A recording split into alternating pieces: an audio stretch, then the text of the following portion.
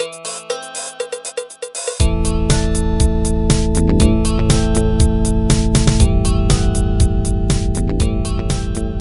there.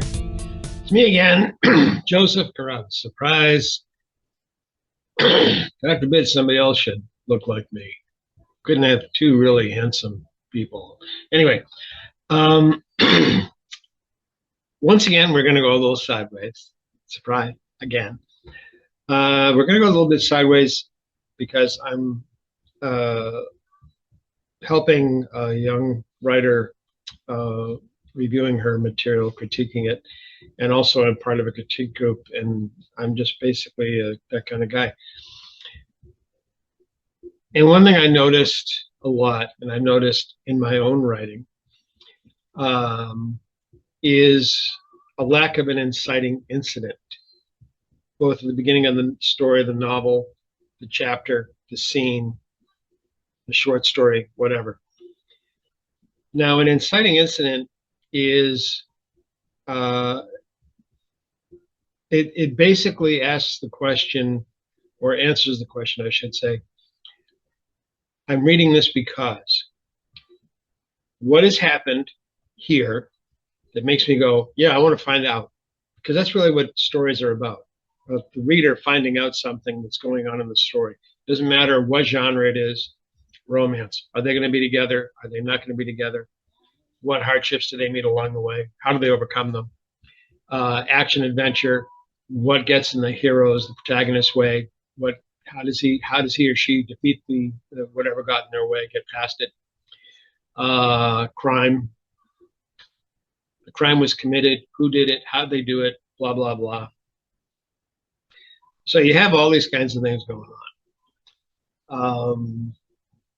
Science fiction, hard science fiction usually presents a very challenging problem from hard science, which through ingenuity, the characters overcome.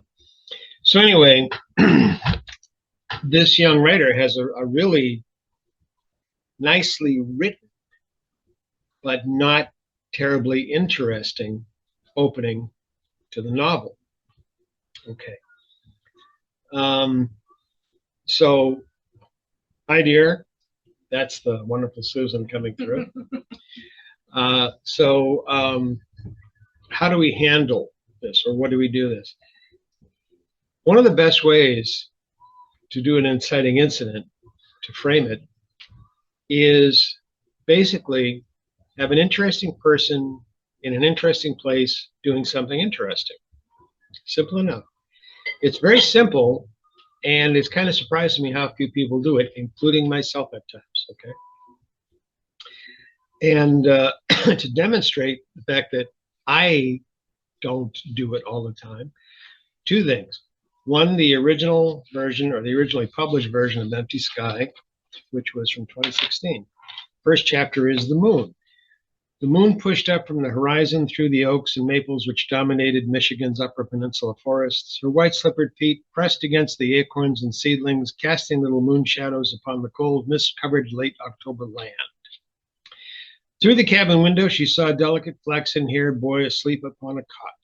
Beside him was the shadow of a great dog. She lifted her arm to light a better view and saw it to be a golden, his muzzle whitened with the years. Both boy and dog lay quietly, resting between dreams.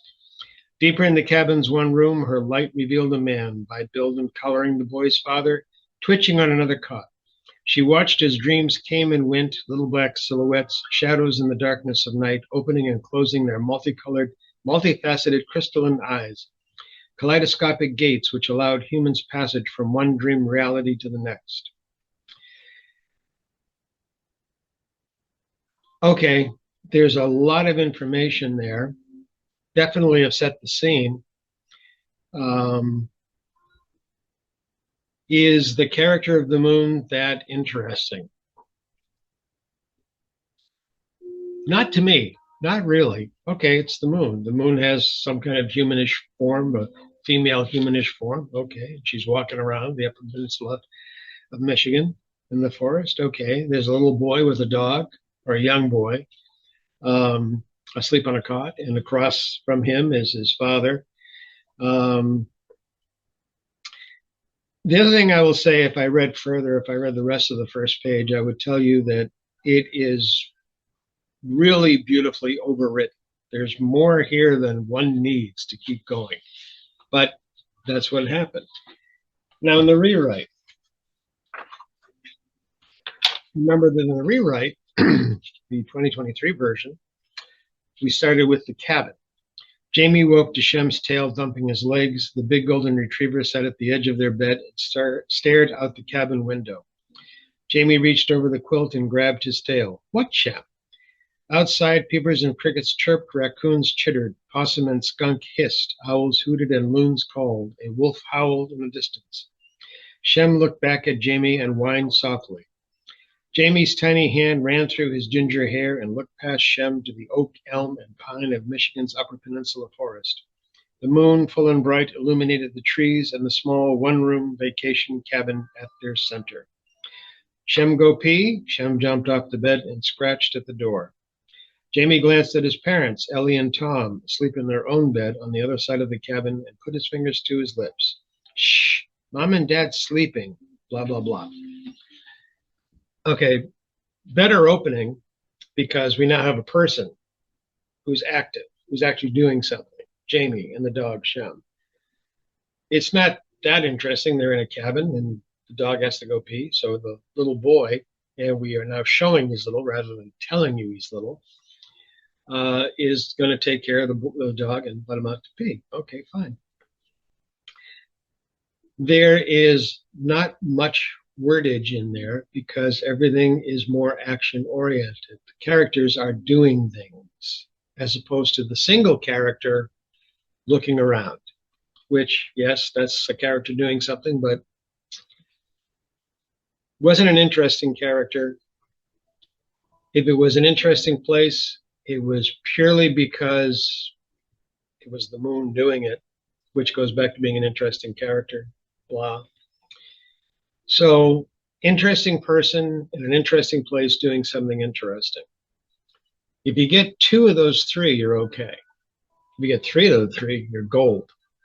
2 out of the 3, you're okay. You get 1 out of the 3, that 1 has to be tremendously strong, really well written to keep the reader going. Okay. In The Augmented Man, the inciting incident is the main character, Nick Traylor, in a bar in Chelmsford, Massachusetts. And he basically totals the bar. One guy totals the bar.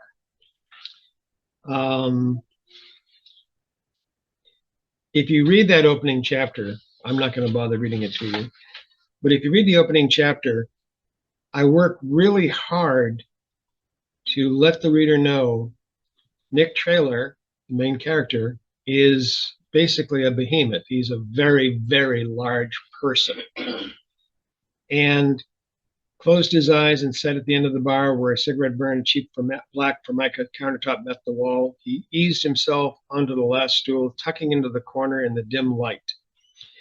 So I've worked very hard to demonstrate that this really big guy is working really hard to hide in a bar. The last stool, tucking himself in a corner. So we have an interesting character, we hope, doing something interesting, doing something out of place. He's hiding in a bar. Really. I described the bar through Nick's sensory abilities, which are, this is a military science fiction. So it's rather enhanced. And then at the end of the first chapter, which is a page and a half long, Nick does something amazing when he is attacked. Okay, good. So we have interesting person in an interesting place. Well, it's a biker bar. That can be interesting. And he's doing something interesting. He's sensing people around him by the color of their skin. He can hear their heartbeats. He picks up smells of people walking in the door. He's not normal, but all of this is done through showing the reader what he's doing. So we are being very much active in the concept of the inciting incident. Nick destroys the bar, but it's an interesting person, an interesting place doing something interesting. Let's go to the Inheritors. Okay. The Inheritors opening is basically a grown man, probably in his 40s, with a beloved niece on his knees, crying because something happened at school. And it comes out that, for example, oh, my little Layla, such hugs and kisses in the middle of all these tears. Your mama says it was a bad day for you at school. Was it the bad man only you can see? Nobody else knows he's there. Okay, if that doesn't send a chill up your spine, then I haven't done my job. How's that for honesty? And then, again, we were getting this only from the 40-year-old man. His name is Roland Ayers, Uncle Ro to the child. We get that she wants him to tell her the story again of Uncle Tommy. Tommy is actually the protagonist, the main protagonist in the novel. But now we're having Tommy described by his brother, his twin brother, Roland, to the young child who's had a bad day at school. This is a beloved story. If I have done my job, it is a story of hope, because Tommy had some unique gifts, and he was a child. He was using his unique abilities, and then he was gone. Poof. And that comes out in the first chapter, which is about 10 pages long. But the 10 pages tell the story of the amazing things Tommy could do that nobody else could do, and leads up to him going away. I'm not going to tell you how he goes away. That would be a spoiler. Okay. So we have the interesting person, Tommy, in an interesting place, takes place in the early 1960s, which is interesting to most people because, let's face it, not a lot of people were alive back then anymore. So it's a very distant, it's a way, way different place. So you have that. And we're doing something interesting. We're finding out about this Tommy and his amazing abilities. Okay, good. Search. Okay. Search, I should probably do the shaman too to give you an idea. Search takes place in the 1970s, 1973, 1974. First paragraph. John Chance's hair rose on his arms as if reaching for the wind. The air around him shimmered. Okay, you know, I would want to know more. He paused, raking the hillside between Ramsey College's finance and admin buildings, and flattened the hairs with a gloved hand. It would happen again and soon, but if he just kept about his work, no one would notice. He could ignore it and it would go away. What would go away? What's happening there on this college campus? And we've already found out that he's basically like a grounds person. He's raking leaves, grass, between two buildings. It's not revealed immediately that he's also a student on work study.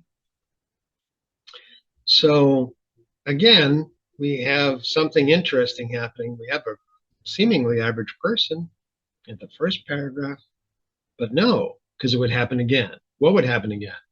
The hair on his arms would rise up? What? He would let it pass and it would go away? Okay. I'm going to also take a risk that someone's going to allow me to do this.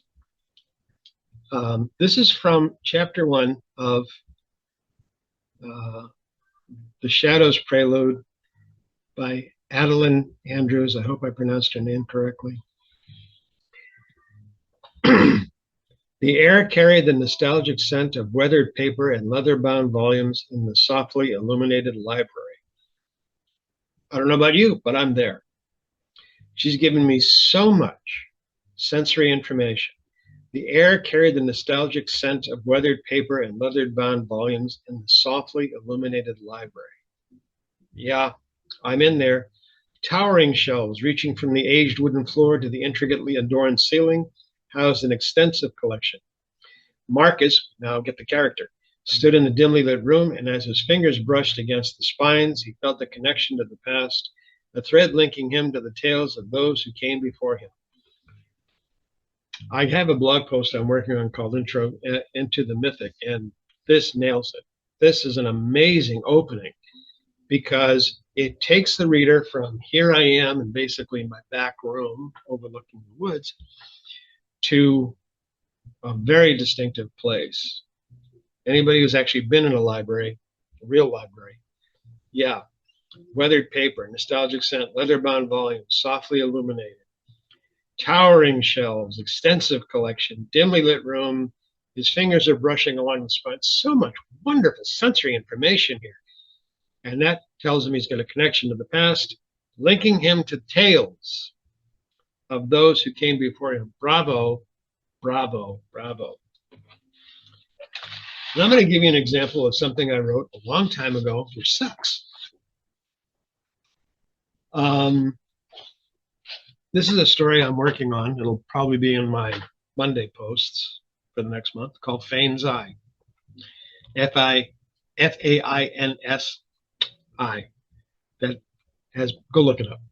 Anyway, here's the opening. Tim screamed. His father kicked off covers and rose quickly. He didn't bother with robe or slippers and hollered, "It's okay, Tim, we're coming."